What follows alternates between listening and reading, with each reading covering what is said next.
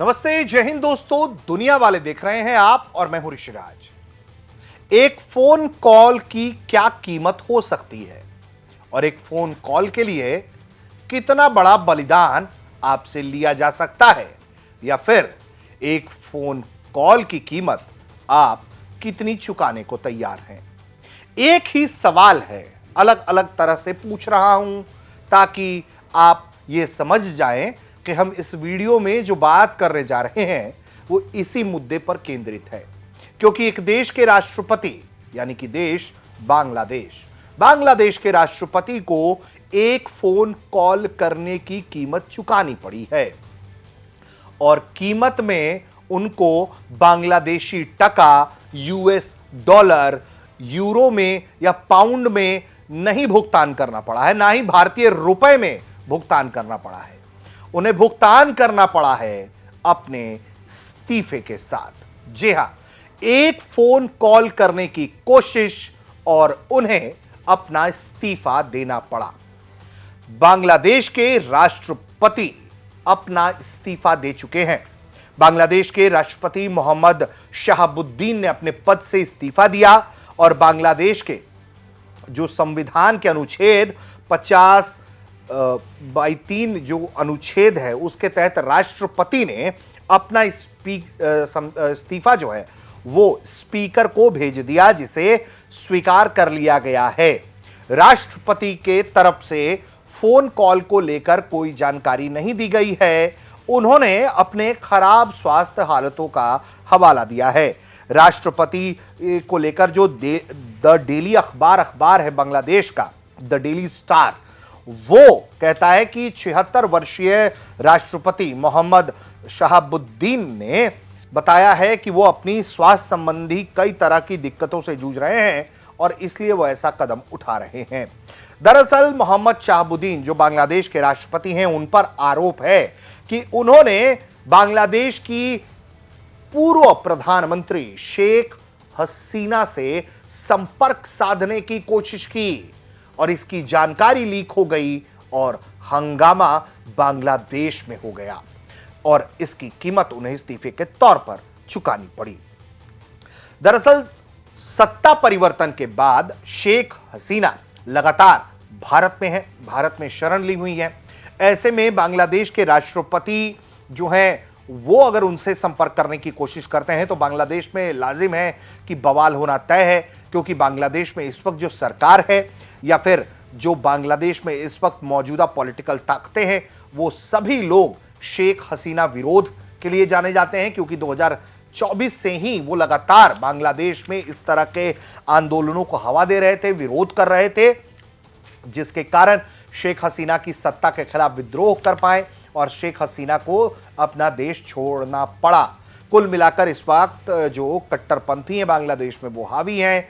BNP की जो सरकार है वो इस वक्त तारिक रहमान के बागडोर के तहत है और ऐसे में राष्ट्रपति का शेख हसीना से बातचीत करने की कोशिश करना भारी पड़ गया। दरअसल खबर यह है कि बांग्लादेश के जो राष्ट्रपति हैं मोहम्मद शहाबुद्दीन, उनको लेकर यह जानकारी है कि शेख हसीना से उन्होंने फोन पर बात करने की कोशिश की। रिपोर्ट्स कहती हैं कि मई 2026 में लंदन में अपने चिकित्सा उपचार के दौरान उन्होंने निर्वासित पूर्व प्रधानमंत्री शेख हसीना से फोन पर बातचीत की। हालांकि इस कॉल की आधिकारिक पुष्टि नहीं हुई है, शेख हसीना की तरफ से भी कुछ नहीं कहा गया और राष्ट्रपति के दफ्तर से भी कुछ नहीं कहा गया, राष्ट्रपति की तरफ से भी नहीं कुछ कहा गया, लेकिन बातचीत हुई ऐसा रिपोर्ट्स में कहा गया और हंगामा हो गया। बांग्लादेश की जो मौजूदा सरकार है, बीएनपी की सरकार जो है, जो पूर्व पीएम खालिदा जिया के बेटे हैं तारिक रहमान, वो प्रधानमंत्री हैं, उनके हाथ में बागडोर है और उन्होंने, उनकी जो सरकार है, उनके जो लोग हैं सिस्टम में, उन्होंने इसे सरकार के प्रति जो है राष्ट्रपति की एक तरीके से गद्दारी के तौर पर देखा। उन्होंने कहा, इसे माना कि ये जो शेख हसीना के साथ फोन कॉल पर बातचीत है वो एक बड़ा विरोध करने की कोशिश है या सरकार के खिलाफ एक बड़ा साठगांठ माना गया। इसके बाद उन पर इस्तीफा देने का लगातार दबाव बना हुआ था। रिपोर्ट्स के मुताबिक बीएनपी ने इस बाबत राष्ट्रपति भवन तक को संदेश भी दिया, इसके बाद 23 जुलाई से ही खबरें आने लगी थी कि शहाबुद्दीन जो है, मोहम्मद शहाबुद्दीन जो बांग्लादेश के राष्ट्रपति हैं, वो स्वास्थ्य कारणों से अपने पद से इस्तीफा दे सकते हैं, जिसके बाद उन्होंने ये इस्तीफा दिया है। राष्ट्रपति के कार्यालय ने इस घटना को पुष्ट भी किया है कि हां, उन्होंने इस्तीफा दिया है। और ये सब तब हो रहा है जब हाल ही में बांग्लादेश की पूर्व पीएम निर्वासित जो भारत में मौजूद हैं, वो शेख हसीना, उन्होंने ये घोषणा की थी कि वो साल 2026 के दिसंबर तक बांग्लादेश लौटेंगी। और इसके बाद से राजनीतिक हलकों में चर्चा जो है वो तेज हो गई कि आखिर ये जो अवामी लीग है वो वापस अगर आ रही है तो वो क्या प्लान कर रही है, शेख हसीना वापस आ रही हैं, इतनी बड़ी कुर्बानी वो क्यों देने को राजी हैं, क्यों वो इस तरह का मोर्चा ले रही हैं। और इन सब के बीच जब बांग्लादेश के जो राष्ट्रपति हैं, उन्होंने जब उनसे बातचीत की कोशिश की तो उन पर ये साठगांठ का आरोप लग गया कि भैया ये तो मौजूदा सरकार के खिलाफ कुछ प्लानिंग हो रही है। अब जरा हम राष्ट्रपति की थोड़ी जानकारी भी दे देते हैं, उनको बता देते हैं कि वो कौन थे।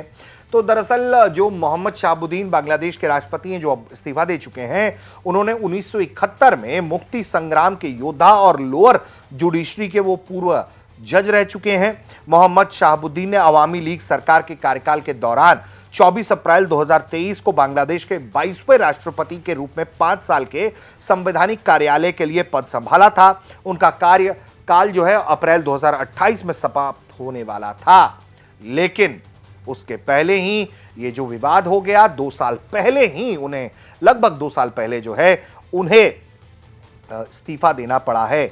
बांग्लादेश में सत्ता परिवर्तन के बाद राष्ट्रपति मोहम्मद शहाबुद्दीन एकमात्र ऐसे हाई प्रोफाइल राजनीतिक शख्सियत थे जिनकी नियुक्ति शेख हसीना सरकार के दौरान हुई थी और वो लंबे वक्त से अपने पद पर बरकरार थे। उनका विरोध नहीं हो रहा था, सब चीज कोऑर्डिनेशन में था, उनको लेकर हटाने की कोई प्रॉपर प्लानिंग नहीं चल रही थी।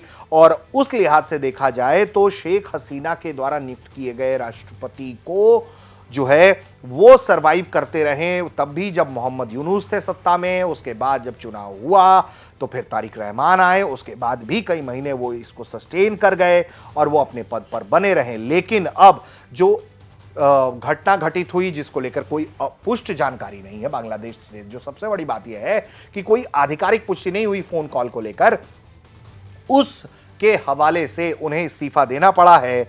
लेकिन इसको स्वीकार नहीं किया गया है। इस्तीफे को लेकर जो कारण दिए गए हैं वो फोन कॉल नहीं है, बल्कि उनके खराब स्वास्थ्य हालात हैं। और द डेली स्टार जो अखबार है, उसने भी, इस अखबार ने कहा है कि उन्होंने स्वास्थ्य कारण का ही हवाला दिया है।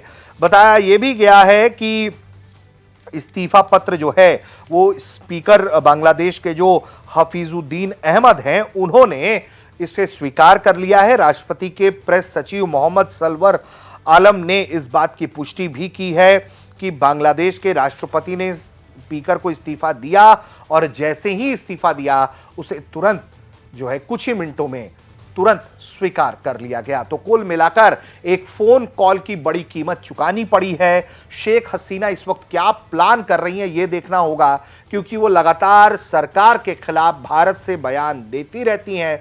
इसको लेकर बांग्लादेश बड़ा अनकंफर्टेबल रहता है और बांग्लादेश का कहना है कि शेख हसीना को डिपोर्ट करना चाहिए भारत को, और भारत कहता है कि ठीक है, हम बात कर रहे हैं। भारत बांग्लादेश के बीच में बॉर्डर का विवाद भी है और इन सब के बीच शेख हसीना के कारण नाम पर राष्ट्रपति का इस्तीफा होना अपने आप में एक बड़ी घटना को दिखाता है। और सबसे बड़ी बात यह है कि जो मौजूदा सरकार है इस वक्त, बीएनपी की जो सरकार है, तारिक रहमान की सरकार है, उसे पीएम नरेंद्र मोदी ने, जब वो चुनाव जीतते हैं तुरंत पीएम मोदी ने बधाई दी, भारत आने का न्योता तक दिया। लेकिन उन्होंने दूसरे देशों की यात्रा जो है वो तय की कि वो दूसरे देशों की यात्रा पर जाएंगे, जिसमें से एक देश चीन भी था, लेकिन वो अब तक भारत नहीं आए हैं। खबर ये भी है कि ब्रिक्स के लिए भी उन्हें न्योता भेजा गया है। लेकिन देखना यह होगा कि तारिक रहमान क्या शेख हसीना के भारत में रहते हुए भारत के दौरे पर आएंगे, क्या उन्हें राजनीतिक पाबंदियां ऐसा करने देंगी, यह भी देखना होगा। फिलहाल एक फोन कॉल की कीमत क्या है ये समझाने की कोशिश की आपको। आप देख रहे थे भारत तक।